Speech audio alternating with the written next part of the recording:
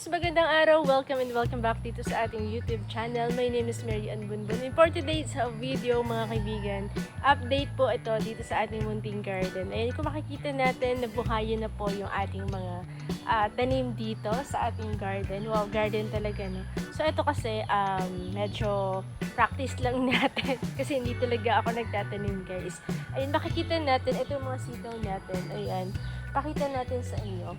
Medyo nabuhay siya dahil nga sa tag-ulan na ngayon, guys. Kasi nakaraan ay halos mamatay ito, 'di ba? Yung pinakita natin doon sa ating last video, pinakita natin halos talagang hindi siya umaalis at saka halos namatay.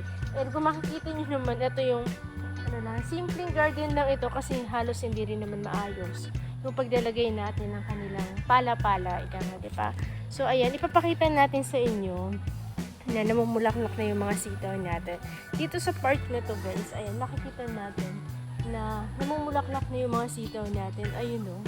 Ayan. Alam nyo kasi, sa panahon ngayon, kailangan talaga natin na magtanim-tanim, di ba? Sayang naman kasi na bili tayo ng bili sa mga palengke ng gulay. So at least kapag meron tayong tanim ay fresh yung ating mga gulay. So ayan, kagaya nito, guys, ipapakita ko sa inyo, pero huwag kayong baka i-bash nyo ako kasi ang daming damo. So natural lang yan dahil maulan ngayon, di pa natin nalilinisan. Ayan, makikita po ninyo, ito ayan, may bunga na siya, guys, ayun, no, makikita natin may bunga na. Ito ay bell pepper.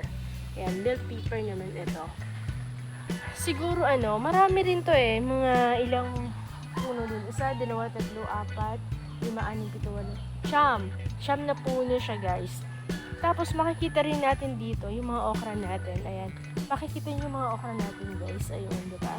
So, marami rin tayo ditong puno ng okra. Siguro meron tayong 1, 2, 3, 4, 5, 6, 7. Meron tayong 7 puno ng okra, guys. Ayan. Tapos, meron din tayong talong dito. Ayan. Ito, makikita natin. Talong to, ito yung pinakita natin sa last vlog natin. Maliliit pa siya. Pero ngayon makikita natin, sobrang lalaki na siya. So, 1, 2, 3, 4, 5, 6. 6 na puno siya ng tawag dito, ng talong.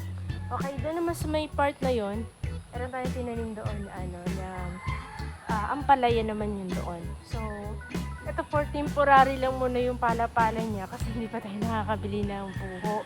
Sabi ko nga ay bumili tayo ng buho para napakita natin sa inyo. Medyo maganda-ganda rin. Ayan. So, ipapakita natin yung mga sitaw natin dito.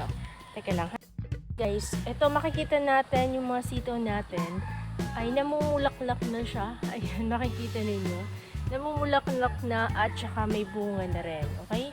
So, eto makita natin may bulaklak na yung sitaw natin. Ayan. Tapos, yung iba naman may bunga na rin. Ito, saan na yung bunga niya? Ayan. Merong bunga. Tapos, doon sa baba meron din.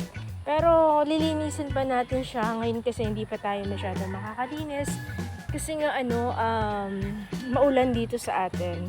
Ayan. Pero, maganda naman kung umulan kasi syempre, di ba? Hindi mahihirapan yung mga tanim natin. Ayan, ito makikita niyo, nag-iisa.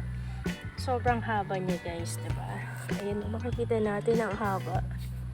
Okay? So yun lang, mga kaibigan. And maraming salamat sa inyong lahat. At isi-share pa rin natin yun hanggang sa bumunga na itong ating mga tanim dito sa ating bahay. So, malaking katipiran ito, lalo na kapag malayo tayo sa pamilya natin.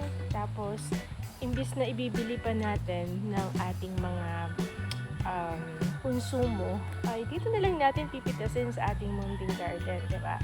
So, maraming salamat, mga kaibigan, and I hope na gusto niyo yung ating short and mini vlog for today's video. And kung hindi pa po kayo nakakapag-subscribe, please don't forget to click the subscribe button and notification bell para lagi po kayong updated every time na may bago tayong upload. Salamat! See you on my next vlog!